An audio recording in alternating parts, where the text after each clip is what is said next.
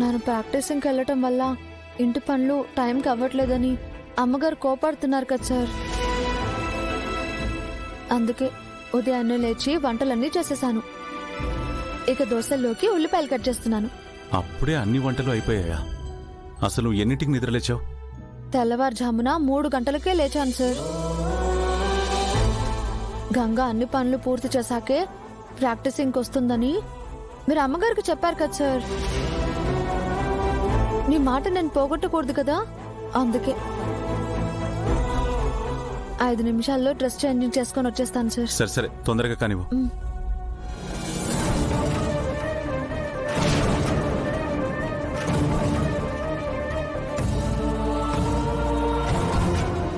సూర్య, ఏంట్రా ఫైల్స్ అన్ని ఇలా నిర్లక్ష్యంగా పాడేశావు?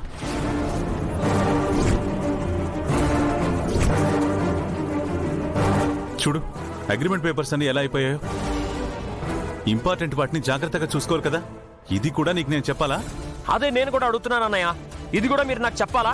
ఏ ఆ మాత్రం నాకు తెలీదా? నేనేమన్నా చిన్నపిల్ల ఉన్నా?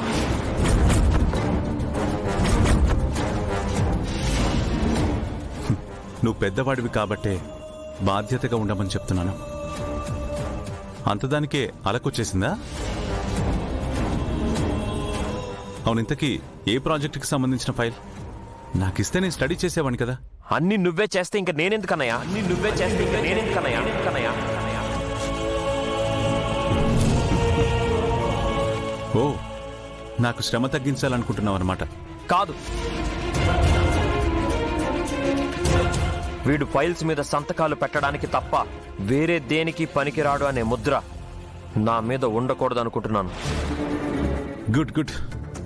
అవును, ఇవాళ బాబాయ్కి ఫుడ్ కార్పొరేషన్ వాళ్ళతో మీటింగ్ ఉంది. రిమైండ్ చేసావా? వెళ్లే ముందు ఒకసారి పెదనాన్నతో మాట్లాడి సజెషన్ తీసుకోమను. అవసరం లేదన్నయ్య.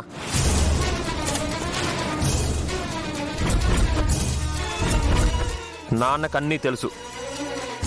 ఇన్ని రోజులు జస్ట్ లేజీగా ఉండిపోయారంతే, పని తెలియక కాదు.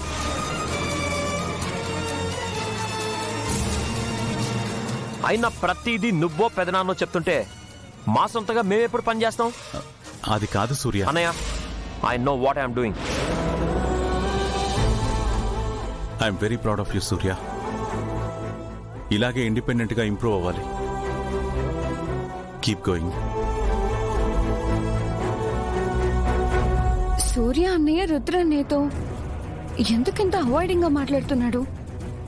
ఏంటి సంగతి?